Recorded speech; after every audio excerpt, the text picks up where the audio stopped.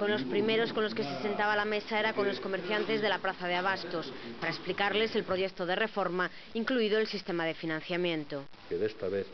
vai en serio transmitir ese optimismo de cidade, un proxecto fundamental non só para os comerciantes, para o comercio local, sino para ter unha burga fermosa onde conectemos os proxectos termal de César Portela, que os está en marcha,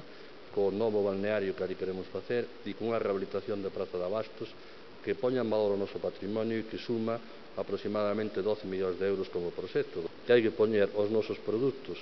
galegos, os nosos produtos do fresco agroalimentarios como principal valor, non só a nivel comercial, sino tamén de atractivo conectado ca parte termal.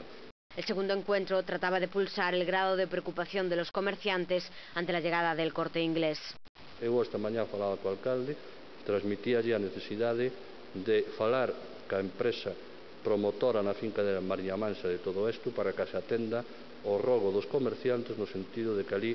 exclusivamente se instale o Corte Inglés de forma de xeito que non se produza un traslado masivo do noso comercio dos bairros ou do centro hacia ali producindo unha desertización da cidade. Eso sería malo, creo que todos os ourensáns así o contemplamos. O comercio local para nós, para o Bloque Nacionalista Galego, para este goberno municipal, é parte consustancial da nosa economía e ao mesmo tempo a que fai cidade, a que construe cidade, unha cidade moderna, ben integrada e non unha cidade desintegrada como está a suceder noutros países que agora dan marcha atrás.